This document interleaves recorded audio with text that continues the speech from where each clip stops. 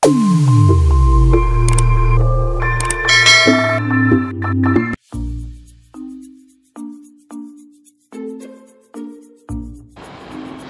yun, kasama ko na si Papa Abby, si Pres. And hindi lang pala ako yung hinihintay. Putaktik ng mga kasama namin, hindi sila nag-aga. Yung Vice President namin, butik yun, naglaba pa. So yun, shoutout kay Papa Nad. May Nad Motovlog na walang iya ka, Papa Nad, naglaba ka pa. Hindi na lang bukas, linggo naman. Ano ba yun, linggo ba ngayon? Oo nga pala, linggo ngayon, no? Gago! Hindi na lang Lunes. O kaya mamaya pag uwi mo, pati ko tama-timing ka maglaba kung maglakad. So subscribe din kayo kay Papa Nad. Nag-vlog din siya. Siya yung Vice President namin sa TMX Riders Club. Ayun nga pala, meron na tayong page ng ating TMX Riders Club Pangasinan chapter. Kung gusto nyo sumama, so sa mama, merong button doon na pipindutin kayo. Message nyo lang yung page. Siyempre, nung kalimutan mag-like at i-follow yung page, no? Para naman napaka-angas nung pagsali na sa club. Wala naman kaming hinihinging masyadong requirements. Basta meron kang motor TMX 155, 125 Supremo.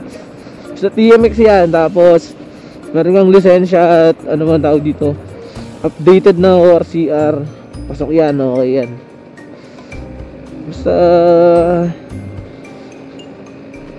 ano naman kami, mababait naman kami sa club namin. Hindi naman kami ganun na balahura.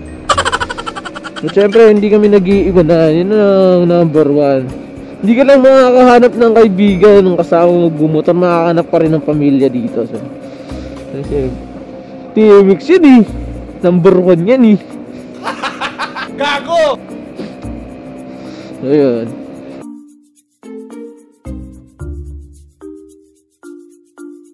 So paano nabuo yung club namin eh. Hindi naman as in parang ano ang tawag dito. Hindi siya as in official agad na nabuo. Parang noon na kasi napasama lang ako sa GC ng mga naka-TMX, gano'n. Tapos nakita ako sa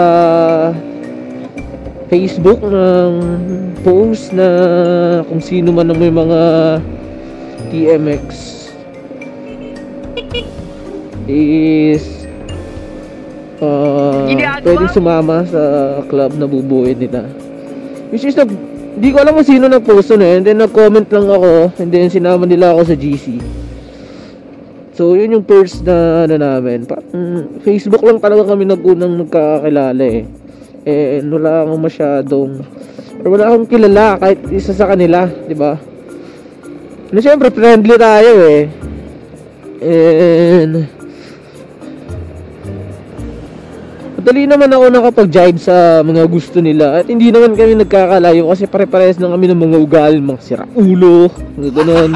Gago! Diba? Pare-parehas kayo ng hilig talaga. Makakapag-vibes kayo. At hindi rin naman ganun kahirap makipag-vibe sa kanila dahil yun nga, pare-parehas kayo ng gusto eh, diba? Diba sa tao naman kapag iisa yung hilig nyo is magkakasundo kayo, diba? Mga ganun. Kasi nga pag pag nasa labas ka and then may isang bagay na nagkapareho kayo is bigla na lang kayong magkakaroon ng conversation hanggang sa mag separate ways na kayo. Diba? May mga ganun na yun sa amin ganun lang din, parang nag-jive lang yung mga gusto namin sa pagbumotor. Tapos yun, it was a history on how the family started, the brotherhood started, the friendship started. Doon na, lahat na yun. Until now.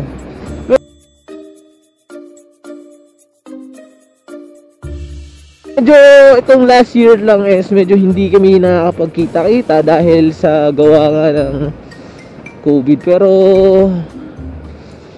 siguro sana this year is matapos na tong COVID nga para mas mabilis kaming makabawi.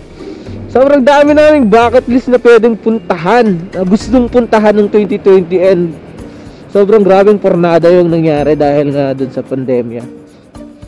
And up until now is hindi kami makausad dahil nga yun, isa na yung pandemya, and another reason is financial, di ba? Hindi kami ganun kayaman na as in anytime pwede kaming gumala. Siyempre may mga iba kaming kagrupo na wala ring budget. Like me, number 1, putak to yan, dami nilang rides nung 20, or dami nilang charity rides na malalapit lang, around Pangasinan lang, na hindi ako nakasama as in dahil na wala akong pera.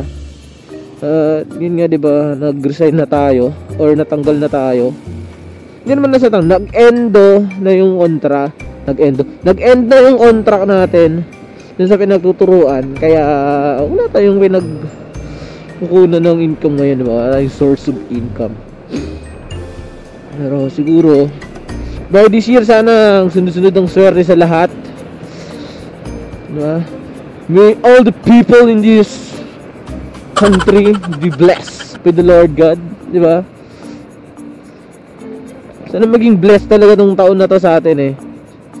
Sobrang dami ng struggle, sobrang dami ng stress, depressed, anxiety na nakuha natin last year. So sana itong 2020 mo is medyo bumawi naman siya siguro, no? Birahin mo kami ng madaming blessings, ba? Kahit na wala na kaming paglalagyan, sige lang. Hindi lang sa pera, sana maging maging blessed kami sa health namin. Siyempre sa pati na sa family namin, no? Sana maging blessed ang lahat, di ba? One thing is for sure naman, sana one thing is for sure, sigurado naman na hindi tayo papabayaan ni Lord, diba? So if we do good, then good things may happen, and good things will happen to us. And if not, face the consequence na lang.